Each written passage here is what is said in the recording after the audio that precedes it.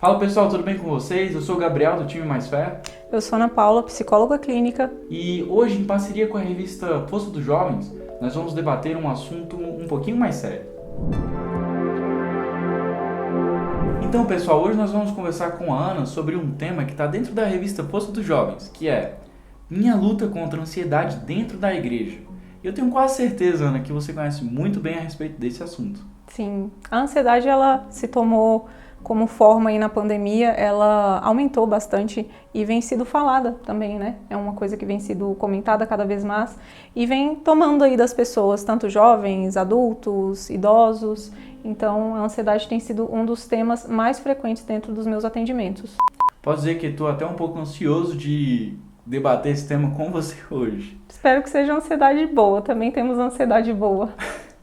Voltando para a história da revista, Ana, essa irmã, ela conta nessa experiência que ela relatou para a revista Poço dos Jovens, que durante muitos anos, quando ela ia à igreja, ela se sentia muito sobrecarregada com os próprios pensamentos dela. Ela colocava certos padrões a serem seguidos e certas expectativas que ela mesma projetava em si, que não era algo que era projetado dentro dela, que fazia com que ela se sentisse muito sobrecarregada e ansiosa a respeito do que acontecia dentro da igreja. Isso levou ela a buscar ajuda psicológica e até psiquiátrica, para entender de onde vinha essa ansiedade. Ela teve até crise de pânico durante as reuniões da igreja, as reuniões sacramentais, e ninguém entendia o porquê. E com essa ajuda de vocês, ela conseguiu entender que isso poderia ser algo a ser tratado. Sim, sim.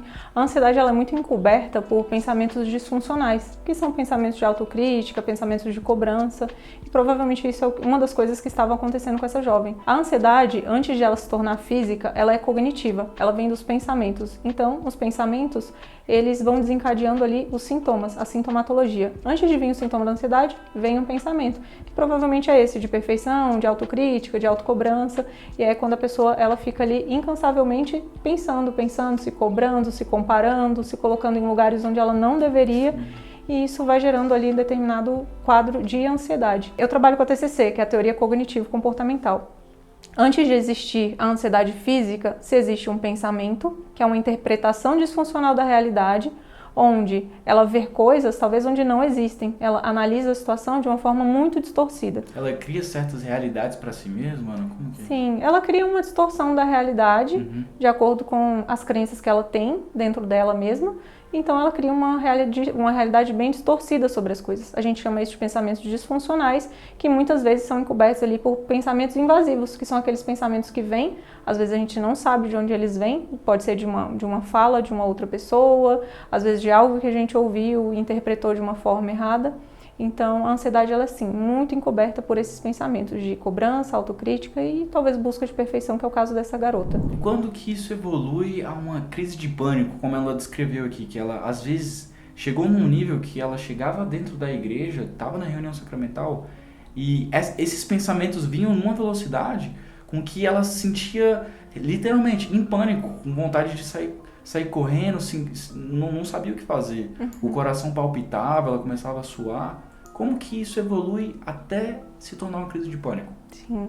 A ansiedade, quando ela não é tratada e a pessoa cada vez mais vai alimentando aqueles pensamentos negativos, aquilo vai se tornando coisas maiores, né? Vai tomando uma proporção muito maior. Então, acaba que uma coisa que às vezes é mínima se torna maior e cada vez maior, até o ponto de que a pessoa ela não consegue controlar. Então, quando uma pessoa tem ali uma crise de ansiedade, ela perde um pouco do controle, ela sente que perde o controle ali dos sentidos dela. Se isso não é tratado, isso vai desenvolvendo ali para virar uma crise de pânico. E a crise de pânico é isso, é um momento muito desesperador que a pessoa ela tem um medo muito disfuncional da morte, ela realmente acredita que ela vai morrer, mesmo aquilo ali não sendo real. Então, quando a ansiedade ela não é tratada, ela pode evoluir para um quadro de pânico. Quais seriam algumas dicas que você poderia dar trabalhando nessa área há anos, né? E com essa sua experiência vasta dentro desse assunto da ansiedade, da crise de pânico, né? Como conciliar isso? Como tratar? Olha, o primeiro passo é buscar um profissional que você se identifique, que você sinta acolhido e que você sinta que você vai ter aquele amparato ali para ter esse acolhimento. O segundo passo é sempre praticar atividade física. Eu sempre comento que a atividade física é uma das melhores medicações. Então, as pessoas geralmente elas não praticam atividade física e é um dos melhores remédios, né? Um remédio natural. Em conjunto a isso, se necessário, ele é avaliado junto com o psicólogo, talvez um encaminhamento para o psiquiatra, a depender do quadro.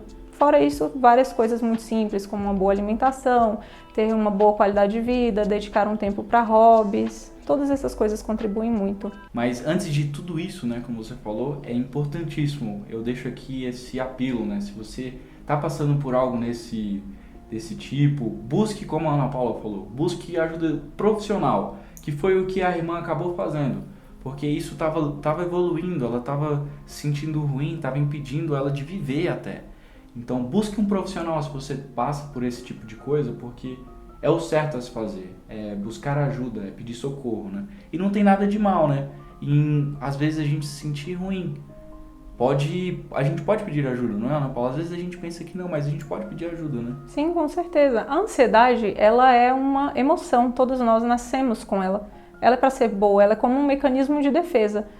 Por exemplo, quando a gente vai viajar, dá aquele friozinho na barriga, aquela vontade, aquele anseio por estar ali, por viajar. Quando a gente passa, às vezes, numa rua muito escura, vem um medo e uma determinada precaução, né? Não vou passar por aqui, é um lugar um pouco perigoso, então seu corpo já fica ali um pouco tenso, né? Te mostrando que você não deveria passar por ali. Então, a ansiedade, ela é um mecanismo de defesa, ela é uma emoção boa. Só que aos poucos, se a pessoa não se cuida, né? Ela vai se tornando uma coisa disfuncional.